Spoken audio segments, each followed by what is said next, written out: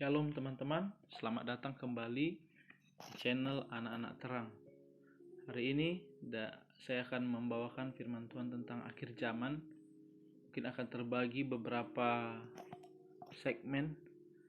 Untuk yang pertama ini saya bagikan, yaitu akhir zaman dinantikan bukan ditakuti. Dinantikan bukan ditakuti.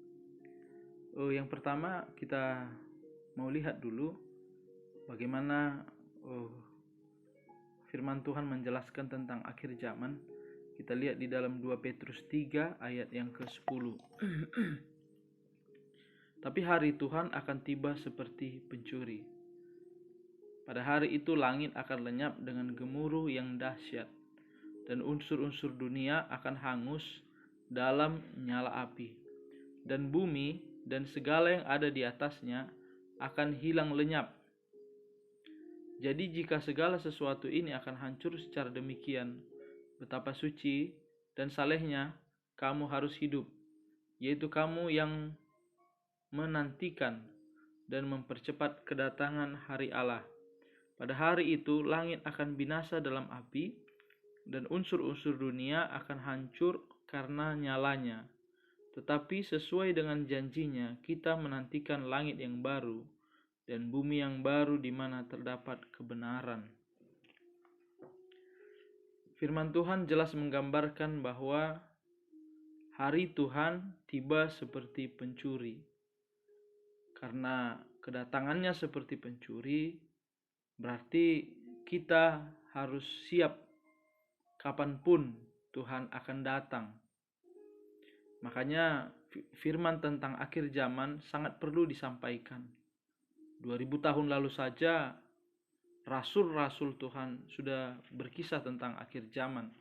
Yesus pun sudah menyatakan firman tentang akhir zaman. Bahkan pada zaman Daniel sudah dikisahkan akhir zaman.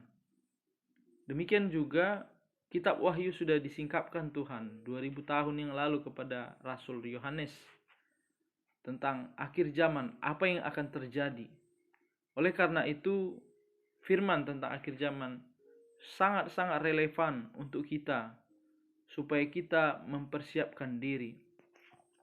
Dan jelas di sini bahwa digambarkan bukan hanya bumi, tapi unsur-unsur di udara, bahkan langit akan lenyap oleh gemuruh dan nyala api. Bahkan dalam 4 ayat yang kita baca tadi diulangi hingga 2 kali tentang lenyapnya langit dan unsur-unsur yang ada di dalamnya. Kalau firman Tuhan, saya percaya sangat efisien, tidak mengulang-ulang sesuatu karena lupa, karena sesuatu pemborosan, tidak. Kalau diulang berarti ada satu penekanan di sana. Dan kita perlu sadari kalau dunia ini akan hancur demikian, berarti kita jangan mengasihi dunia dengan segala yang ada di dalamnya. Jangan pula terpesona dengan kemegahan dunia ini, seperti yang ditawarkan iblis kepada Yesus tentang keindahan dunia ini. Semua ini akan dilenyapkan oleh Tuhan bersama dengan kerajaan-kerajaan di bumi yang dipenuhi dengan dosa, bersama dengan semua sistem dan peraturan di dunia. Inilah yang disebut akhir zaman. Zaman yang penuh dengan dosa. Zaman yang disusupi si jahat. Zaman di mana masih ada orang-orang berdosa, orang-orang musuh-musuh Tuhan, yang berbicara dengan lantang, yang pengejek-pengejek dan menghujat Allah, masih hidup di dunia ini, masih dibiarkan Tuhan. Tetapi akan ada waktunya mereka semua akan dihentikan, dan kerajaan-kerajaan yang terus-menerus melakukan menentang Allah, semuanya akan dihancurkan. Akan tiba saatnya ketika akhir zaman akan dimulai juga zaman yang baru di mana terdapat kebenarannya. Yesus akan memerintah di dalam kebenaran dan damai sejahtera. Oleh karena itu perlu kita sadari bahwa yang kita nantikan di akhir zaman bukanlah antikristus. Sekali lagi, yang kita nantikan ketika kita berbicara akhir zaman, kita bukan menunggu antikristus. Kita menunggu kedatangan Tuhan Yesus datang kedua kali sebagai Raja dalam kemuliaan di awan-awan dan akan turun ke bumi ini untuk menangkap dan juga melemparkan musuh-musuhnya dan iblis ke dalam api yang menyala-nyala, ke dalam neraka. Oleh karena itu, saudara kasih dalam nama Tuhan, sikap bagaimanakah yang harus kita miliki dalam menantikan akhir zaman ini? Yang pasti kita tidak usah takut, karena kedatangan Tuhan itu adalah saat yang indah. Semua kefasikan akan disingkirkan Tuhan, kebenaran akan nyata, dan Tuhan akan memberi upah kepada hamba-hambanya. Apakah kamu merasa pekerjaan pelayananmu, apa yang kau lakukan untuk Tuhan, belum mendapat upah? Kalaupun Tuhan tidak berikan upah di dunia ini, bersukacitalah saudara. Upahmu tidak ada yang terlewatkan Tuhan. Kalau Tuhan datang, upahmu dibayar tepat. Karena Dia Tuhan yang adil. Firman Tuhan katakan, aku akan membayar upahmu dengan tepat. Bagaimana sikap kita tadi? Saya katakan, kita jangan takut membicarakan akhir zaman. Walaupun ada penganiayaan antikristus, tapi ingatlah antikristus itu dikalahkan oleh Tuhan Yesus. Dan kita juga bersama-sama dengan Tuhan Yesus harus berkemenangan. Oleh karena itu, kalau kita memandang akhir zaman dengan ketakutan, berarti mata kita memandang pada antikristus. Berarti kita memandang antikristus itu begitu berkuasa daripada Tuhan kita. Sebaliknya, kalau kita menantikan Tuhan, pandangan kita tertuju kepada Yesus Kristus yang akan datang, wajah kita akan bersukacita, berseri-seri. Dan ada perubahan-perubahan, ada satu perubahan sikap dalam hidup kita. Ingat ya, dalam menjelang hari Tuhan, berbicara akhir zaman, kita harus menyikapinya dengan sikap hati menantikan kedatangan Tuhan. Sangat menarik bahwa di dalam Titus, surat Titus pasal yang kedua, ayat ke-13, kedatangan Tuhan ini disebutkan sebagai penggenapan pengharapan kita yang penuh bahagia. Penggenapan pengharapan kita yang penuh bahagia.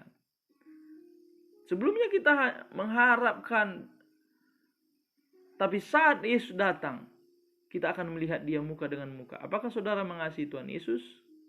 Kalau saudara mengasihi Tuhan Yesus, maka akhir zaman itu adalah saat yang indah sekali, di mana kita akan bertemu langsung dengan Tuhan dan tinggal bersama-sama dengan Dia. Nantikanlah Dia. Coba kita lihat dulu dari Ibrani 9 ayat yang ke-28. 28b. Sesudah Yesus mengorbankan diri dan menanggung dosa kita, Dia sudah naik ke surga. Ketika akhir zaman, Dia akan menyatakan dirinya sekali lagi. Itulah kedatangan Yesus kedua kali. Tanpa menanggung dosa, untuk menganugerahkan keselamatan kepada mereka yang menantikan Dia. Lihat, Dia datang untuk apa? Menganugerahkan keselamatan. Bagi siapa? Bagi yang menantikan Dia. Jadi keselamatan yang Tuhan anugerahkan itu hanya bagi orang yang menantikan Dia. Sebaliknya, kalau orang yang tidak menantikan Dia, tentu jadi satu pertanyaan. Apakah dia benar-benar mengasihi Tuhan? Tetapi jelas di sini, keselamatan itu dianugerahkannya kepada orang yang menantikan Dia. Nah, apa artinya bahwa kita itu menantikan Tuhan, menantikan kedatangan Tuhan? Menanti ini bukan sikap yang pasif. Menanti adalah satu sikap yang aktif. Kita coba lihat bagaimana menanti yang aktif. Kok menanti itu aktif begitu ya? Coba kita lihat dari surat 1 Yohanes. Surat 1 Yohanes ayat yang ketiga, pasal 3, ayat 2 dan 3. Perhatikan. Saudara-saudaraku yang kekasih, sekarang kita adalah anak-anak Allah. tapi belum nyata keadaan kita kelak. Maksudnya keadaan kita waktu Yesus datang. Tetapi kita tahu bahwa apabila Kristus menyatakan dirinya, kita akan menjadi sama seperti Dia, sebab kita akan melihat Dia dalam keadaannya yang sebenarnya. Setiap orang yang menaruh pengharapan itu kepadanya menyucikan diri sama seperti Dia yang adalah suci. Jadi orang yang menantikan Tuhan itu aktif untuk menyucikan dirinya. Kita disucikan dengan darah Yesus, tapi pikiran kita, perkataan kita, perbuatan kita masih banyak yang tidak suci. Oleh karena itu semua harus ditanggalkan. Bagaimana cara tanggalkannya? Dengan doa, bersekutu dengan Tuhan, dengan firman Tuhan. Bahkan berpuasa. Ya, harus aktif menanggalkan semua itu. Seperti kita menantikan seorang tamu istimewa, kita mempersiapkan apa yang menjadi seleranya, supaya ketika dia datang, dia menemukan kesukaannya, seleranya, dia akan bersuka cita. Begitulah kita menantikan kedatangan Tuhan, kita mempersiapkan apa yang disukai Tuhan. Kita mempersiapkan diri sesuai dengan selera Tuhan. Dan selera Tuhan adalah supaya kita itu kudus. Selera Tuhan itu supaya jemaat kudus sama seperti Dia adalah kudus. Oleh karena itu, kita harus mempersiapkan diri dengan terus menyucikan diri dengan firman, bersekutu dengan Tuhan, dengan saat teduh. Makanya jangan tinggalkan doa. Firman Tuhan setiap hari harus ada firman yang direnungkan, bukan hanya dibaca, harus ada yang direnungkan. Harus ada perenungan, bahkan berdoa setiap waktu, perenungan. Cari Tuhan, karena Tuhanlah yang akan mengubah kita oleh kuasa Roh Kudus. Yang kedua juga, menanti itu bukan pasif.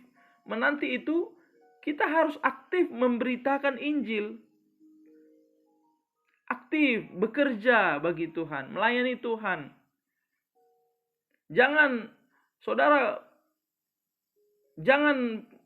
hanya mengurusi urusan pribadi, urusan jasmani, urusan dunia. Beri dirimu untuk melayani Tuhan, memberitakan firman Tuhan. Jadi berkat, jadi saksi Tuhan, beritakan Injil. Karena ini adalah perintah. Nah, saudara kasih, menanti ini ternyata kalau saya perhatikan bukan sekedar sikap hati karena kita mengasihi Tuhan, tapi ini juga perintah. Tuhan memerintahkan kita supaya kita menanti-nantikan Dia, berjaga dan berdoa senantiasa. Ini bukan hanya inisiatif kita saja, tapi ini perintah Tuhan yang harus kita lakukan. Kalau kita lihat di Wahyu 3, ada jemaat Tuhan di sana, jemaat di Philadelphia. Ada satu hal yang menarik dari mereka, sehingga mereka satu-satunya jemaat yang tidak ditemukan satu kesalahan yang dikeluhkan Tuhan kepada mereka. Karena mereka punya satu sikap ini. Ayat 10. Wahyu 3 ayat 10. Karena engkau menuruti firman-Ku untuk tekun menantikan Aku. Berarti tekun menantikan Tuhan adalah perintah. Oleh karena itu, ketika mereka tekun menantikan Tuhan, ada upah di sana. Tuhan melindungi mereka dari hari pencobaan yang akan datang atas seluruh dunia untuk mencobai mereka yang diam di bumi. Mari kita, anak-anak Tuhan, pelayan-pelayan, apakah engkau masih menunggu dan menanti-nantikan kedatangan Tuhan kedua kali? Kalau tidak kamu nanti-nantikan, kemungkinan besar kasihmu kepada Tuhan itu memudar. Kemungkinan besar kamu begitu nyaman dengan dunia ini. Saya berdoa supaya Tuhan terangi hati kita yang mendengarkan firman ini, sehingga kita bisa melihat seperti firman Tuhan katakan, bahwa ketika kita melihat keindahan dunia itu hanya fana sementara, seperti rumput dan bunga rumput. Sekejap saja bisa layu. Tetapi Tuhan kiranya menerangi hati kita, supaya kita menantikan saat yang penuh bahagia. Ingatlah, di dunia ini kamu mengalami perkabungan. Adakah di antara saudara yang tidak pernah berkabung? Mengalami penderitaan, mengalami kelemahan, sakit penyakit, lelah letih. sesak, kecewa, dan lain-lain di dunia ini. Oleh karena itu, kita menantikan kedatangan Tuhan di mana akan dimulai zaman yang baru. Tapi sebelum itu, zaman yang lama ini harus dihancurkan Tuhan. Milikilah sikap yang benar untuk kedatangan Tuhan. Milikilah sikap yang benar, menantikan Tuhan, bukan justru takut akan akhir zaman. Kita akan lanjut di sesi berikutnya. Tuhan Yesus memberkati.